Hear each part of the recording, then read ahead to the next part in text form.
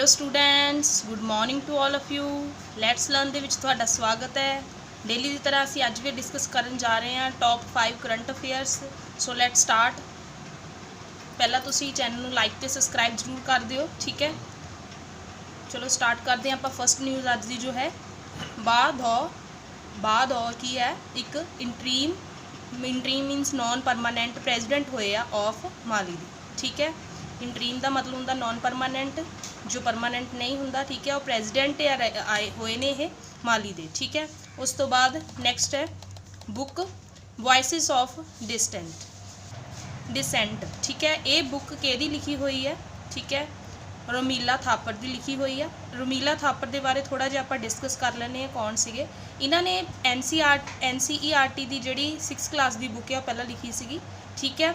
तो इन्हां दी एक फेमस बुक भी सीगी जिहड़ी हिस्टरी ऑफ इंडिया, पूरी हिस्टरी सीगी इंडिया की, जिहदे विच इन्हां दी लिखी हुई वो बुक आ, ठीक है। तो इन्हां ने यह राइट की सीगी, लिखी सीगी ये 1966 दे विच। उस तो बाद इन्हां नूं 2005 दे विच पद्म भूषण भी मिलिया सीगा, ठीक है। नैक्सट उस तो बाद अभ्यास मिसाइल की है, ये टैसटड की गई आ बालासोर दे विच, ठीक है। बालासोर कित्थे ओडिशा दे विच आ। उस तो बाद ये बनाई किहदे द्वारा गई है, ADE द्वारा। ADE की फुल फॉर्म की है, एरोनैटिकल डिवेलपमेंट एस्टैबलिशमेंट, ठीक है। ये याद रखना तुसी।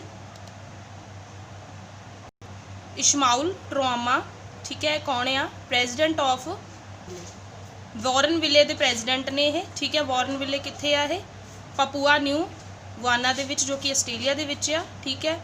ये की है एक ऑटोनमस रीजन आ, ठीक है। नैक्सट उस तो बाद दी लास्ट न्यूज़ है according to UNCTAD united national conference on trade and development report के अकॉर्डिंग 2021 की जो GDP ग्रोथ आ वो -5% घट जाएगी, ठीक है। उस तो बाद ये याद रखना है कि United national conference on trade and development का जो हैडकुआटर है वो जनेवा के विच है। जनेवा कित्थे है, स्विट्जरलैंड के विच है। ये सीगियां अज दियां टॉप 5 न्यूज़ ते असी जो कल डिस्कस कीतियां सी उन्हां नूं अज एक बारी रिवाइज कर लैंदे आ, ठीक है। हाँ जी, पहली न्यूज़ सीगी जॉन टर्नर, ये कौन सी, पासड हो गए ने, passed away former prime minister सीगे कैनेडा दे, ठीक है। उस तो बाद ये भी याद रखना तुसीं कि फर्स्ट लार्जेस्ट कंट्री जो रशिया है तो सैकेंड लार्जेस्ट कंट्री जो है कैनेडा है, ठीक है। नैक्सट उस तो बाद घर तक फाइबर योजना जिहड़ी है प्रधानमंत्री द्वारा बिहार दे विच लॉन्च की गई है, ठीक है। एक ऑप्टिकल फाइबर नैटवर्क है ये जो डायरैक्ट नैटवर्क प्रोवाइड करेगा थानू, ठीक है। ये किन्ने विलेजेस नू प्रोवाइड हो रहा है, ये 4,05,945 विलेजेस नू प्रोवाइड हो रहा है, ठीक है।